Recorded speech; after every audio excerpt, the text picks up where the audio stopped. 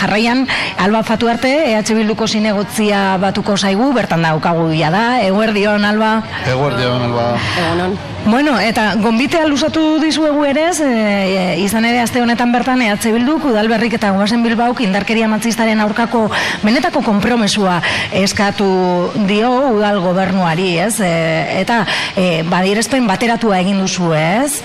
Hori da. Bueno, egia esan, kintza hau bigarren urtez egin dugu oposizioko, edo, bueno, ezkerreko oposizioko hiru alderdi hauek, Goazen Bilbao, Udalber Bilbao Komun eta EH Bildu, kasu honetan, eta bigarren urtez erabaki dugu udalak proposatzen zigun, edo udal gobernuak proposatzen zigun adierazpen instituzional horri, planto moduko bat egitea, eta gure proposamena, edo proposamen alternatibo bat aurkestea gure kabuz, eta ez dugu sinatu, kasu honetan udal gobernua proposatzen zigun adierazpen instituzional hori. Azken finean, implikazio gehiago eskatzen diozue udal gobernuari?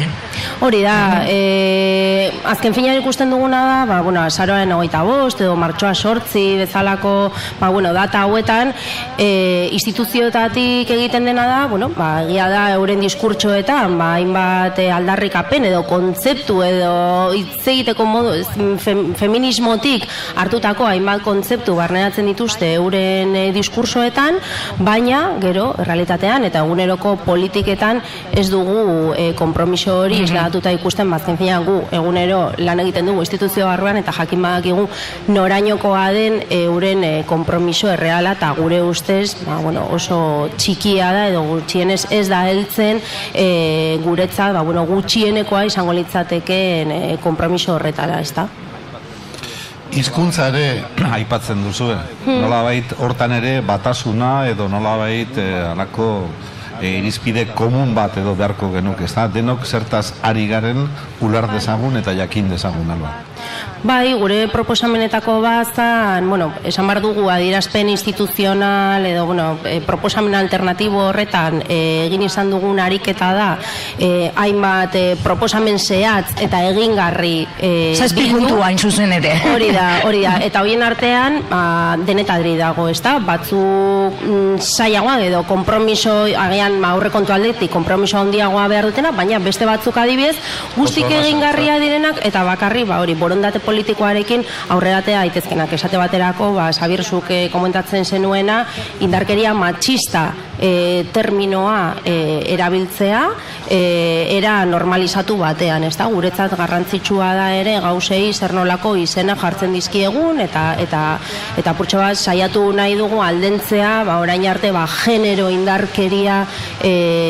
indarkeriara bakarri mugatzen den kontzeptu horietatik aldentzea eta purtsu bat zabaltzea fokoa, eta guk uste dugu instituzioetatik hasi behar garela hitz egiten indarkeria matxistaz bere zabaltasun osoan, ez da? Ze hor badago genero indarkeria, baina badaude bestelako indarkeria monta batzu.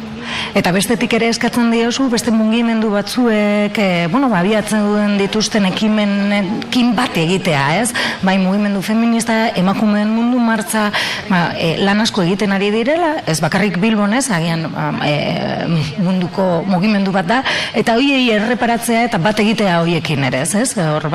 Hori ere eskatzen duzu, Bai, adierazpen horretan, pare bat adibide daude, zentzu horretan doazenak, eta batez ere gure asmoa da, apustu argi bat egitea mugimendu sozialen alde eta borroka feministaren alde. Guk uste dugu borroka feminista dela bidea, eta horretan dauden elkarte, mugimendu, talde, eta bar guztiak babestu egin behar dilera ere instituzioetatik.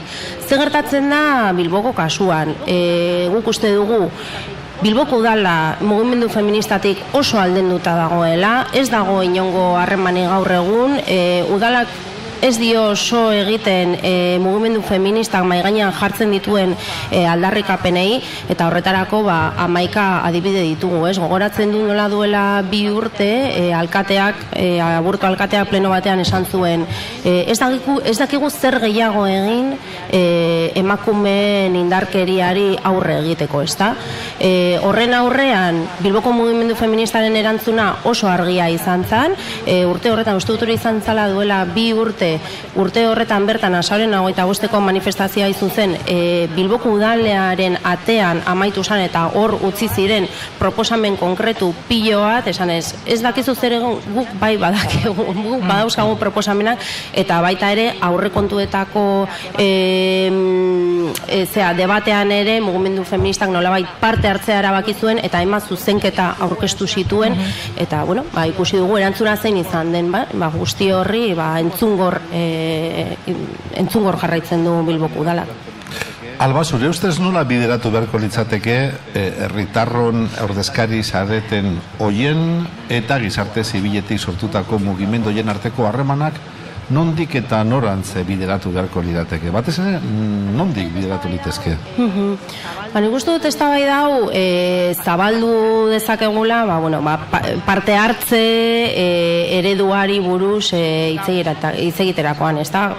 Gaur, azarako 25, tokatzen zaigu mugimendu feministari buruz hitz egitea, baina, hau zabaldu daiteke, beste herritarren hori da, bai euskalgintzari agokionez, edo pertsona migranteen elkartei dagokionez, eta edo auzo elkartei dagokionez, zen olako harremanak sustatzen ari dira Bilboko udaletik. Guk uste dugu gaur egun apustua ez dela benetazko parte hartzea sustatzea, Bilboko udalak martxan dauzkan edo eskaintzen dituen parte hartze mekanismoak ez dituzte asetzen herritarren mugimenduen nahiak, hau da, herritarren mugimenduek parte hartu nahi dute eta erabaki egin nahi dute politika publikoen inguruan, ezta? Eta azkenean, parte hartze tresna horiek ez dute asetzen parte hartze politiko aktibo hori, ezta? Eta horren emaitza da, aldentze bat. Partzeaz gain, uste duzue, sentsibilizazioa eta gizartea, zen jende guztia ez dago, ez, parte hartze horren alde, eta ez, aktibatu behar dela ere gizartea, instituzioetatik, horrelako gai garrantzitsu baten aurrean, eta beste askoren aurrean, noski.